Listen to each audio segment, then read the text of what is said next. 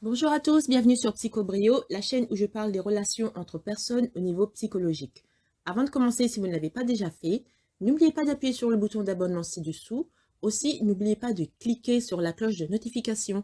Cela vous informera à chaque fois que je télécharge une nouvelle vidéo. Ainsi, vous ne manquerez de rien. Aujourd'hui, nous allons passer à la deuxième partie de notre vidéo sur le narcissisme malin. Donc, dans la première partie, nous avons vu qu'est-ce que c'était que le narcissisme malin et nous avons aussi vu quelques traits pour pouvoir reconnaître une personne qui est atteinte de ce mal. Maintenant, nous allons passer à la cause du narcissisme malicieux et aussi nous verrons quelques diagnostics. Donc, on sait que la cause exacte du narcissisme malicieux n'est pas connue. Comme pour la plupart des troubles de santé mentale, le trouble de la personnalité narcissique peut se développer à la suite d'une combinaison de facteurs. Ces facteurs peuvent être l'abus, le soin excessif de la part des parents, une parentalité qui est trop autoritaire ou des soins imprévisibles. Dans la première partie, j'avais pris comme exemple l'empereur Commode, c'est ça, l'empereur Commode. Vous vous rappelez l'empereur qui est figuré dans le film Gladiateur.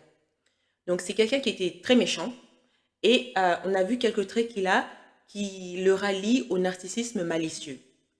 Donc maintenant, en ce qui concerne les différentes causes du narcissisme malicieux, j'ai dit l'abus, les soins excessifs, la parentalité trop autoritaire et les soins imprévisibles.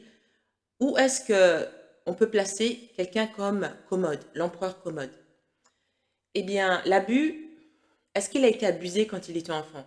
Probablement pas, parce que c'était un jeune prince. Les soins excessifs de la part des parents, c'est possible parce qu'il était un prince, donc souvent ces gens-là sont pourri gâtés. Une parentalité trop autoritaire, d'après ma connaissance de l'histoire, j'ai du mal à croire ça, parce que Marc Aurèle, c'était un homme plutôt doux, c'était un intellectuel, enfin, il apparaît comme étant un père plein de sagesse et d'amour. Et des soins imprévisibles, bon, à l'époque, quand vous étiez un royal, un empereur, quelqu'un à ce niveau-là, en tout cas, tout était imprévisible. Vous pouvez mourir d'une minute à l'autre, par exemple. Rappelez-vous ce qui est arrivé avec Jules César. Donc,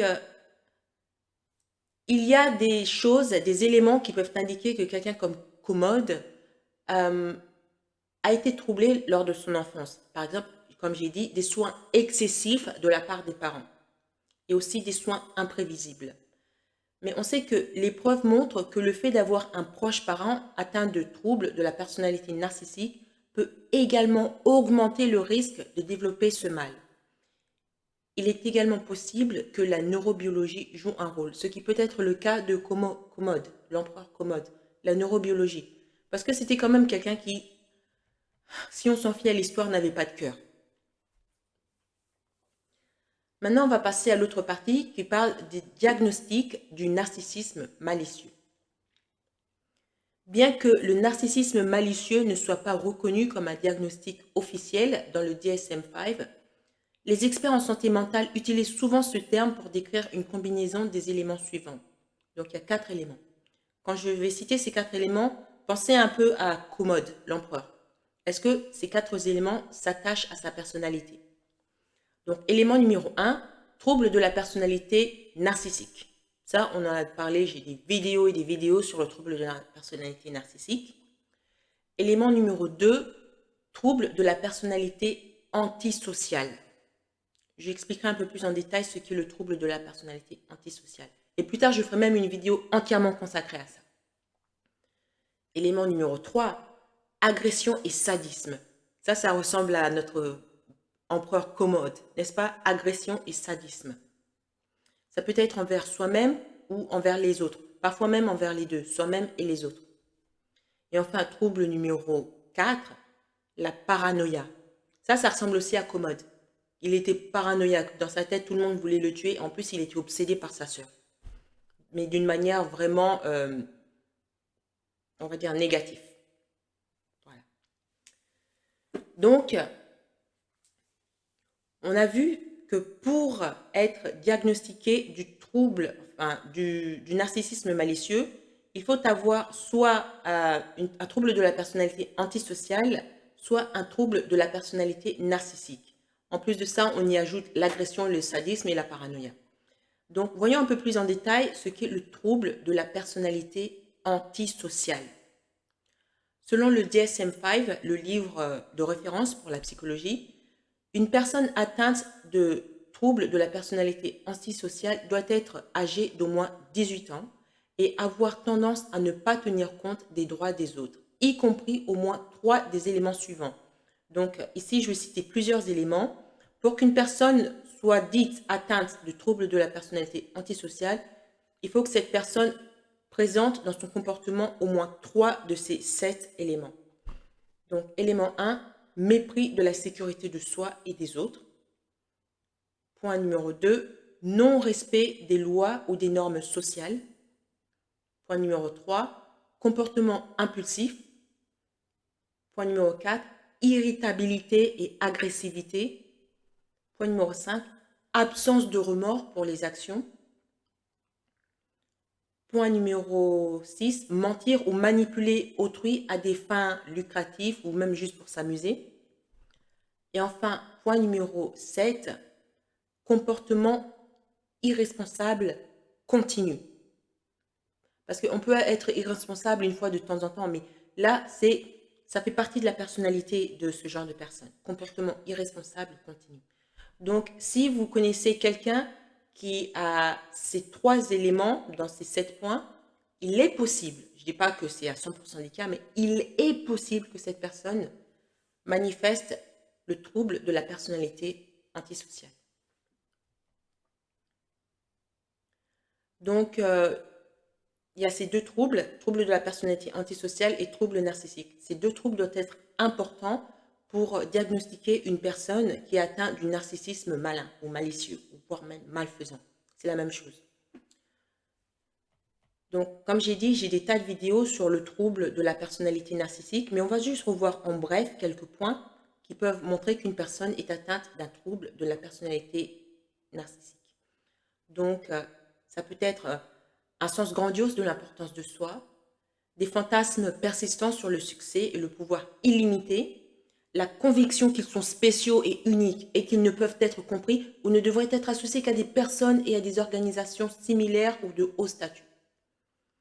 Un besoin constant d'attention, d'admiration et de louange, sentiment d'avoir droit à un traitement spécial, une tendance à utiliser les autres pour leurs propres besoins ou désirs, un manque d'empathie, enclin à l'envie ou à croire qu'ils sont enviés par les autres, un sentiment d'arrogance manifesté dans les comportements ou attitudes. Donc, quelqu'un qui rassemble tous ces éléments est quelqu'un qui est probablement atteint du trouble de la personnalité narcissique. Mais ça, seul un professionnel de la santé mentale peut le déterminer. Donc, il est important de noter que tous les traits narcissiques n'indiquent pas nécessairement un trait de la personnalité, qui selon, c'est quoi, l'American Psychiatric Association, ça implique au moins 2 des 4 domaines suivants. Donc, non seulement on doit avoir les points que j'ai dit plus haut, les 11 points, mais en plus, ça doit toucher le côté affectif de la personne. Donc, ça veut dire comment est-ce que la personne réagit émotionnellement. Le côté cognitif, c'est-à-dire la façon de penser à soi-même et aux autres. Ça doit toucher aussi la façon dont cette personne contrôle ses impulsions et aussi ses relations interpersonnelles avec les autres. Donc, on sait que dans le cas de Commode, eh bien, il manifestait tous ces points. Il était envieux, il avait enclin à utiliser les autres, et il avait des fantasmes persistants sur le succès, le pouvoir, etc. Et il avait un besoin constant d'attention et de louange. Donc, c'était un narcissique, on peut dire ça. Donc, même si votre proche n'est pas officiellement diagnostiqué avec le trouble de la personnalité narcissique, les comportements narcissiques peuvent toujours être difficiles à gérer et ils peuvent aussi avoir un impact négatif sur votre relation. Bien que toutes les personnes qui affichent des traits narcissiques ne soient pas des narcissiques classiques, dans le sens où on le comprend, même celles qui ne répondent pas aux critères de diagnostic peuvent créer beaucoup de mal avec les traits qu'elles possèdent. C'est-à-dire que vous n'avez pas besoin d'être narcissique pour être un sadique. Il y a des gens qui ne sont pas nécessairement narcissiques, mais ils ont quelques traits de narcissisme dans leur comportement et rien que ça finit par faire des dégâts, non seulement à eux-mêmes, mais surtout aux autres. Donc vous vous demandez peut-être, est-ce qu'il y a un traitement pour soigner ces gens-là? Eh bien, le traitement du narcissisme malicieux peut être difficile, d'autant plus que les personnes atteintes de ce mal échouent souvent à suivre le traitement, si seulement elles en cherchent. C'est-à-dire que ce sont des gens qui ne pensent pas qu'il soit utile de suivre un traitement parce que dans leur tête, tout va bien. Après tout, tout ce qu'ils font, enfin pas tout, mais souvent ce qu'ils font marche pour eux, ça fonctionne, donc ils se disent, ben, si ça marche, pourquoi est-ce que je vais suivre un traitement? Tout va bien. Et même quand ça ne marche pas, ils sont tellement orgueilleux qu'ils ne veulent pas. Et quand ils se retrouvent en face d'un psychologue, un psychiatre, ils font semblant. La plupart du temps, ils font semblant. Donc, ce qui fait que c'est très, très, très difficile de les soigner. Toutefois, ce n'est pas peine perdue et ça, on verra ça dans notre prochaine vidéo, la partie 3. Merci d'avoir écouté cette vidéo. Avant de partir, n'oubliez pas de vous abonner et de partager cette vidéo en ligne. Il y a sûrement quelqu'un que vous connaissez qui a besoin d'en savoir plus sur ce qu'il en est réellement des narcissiques et des problèmes de santé mentale. Si vous aussi, vous voulez me demander de développer un sujet sur les relations psychologiques qui vous intéressent, vous pouvez me contacter par le moyen de mon compte Buy Me a Coffee. Le lien est en bas. Merci et à bientôt.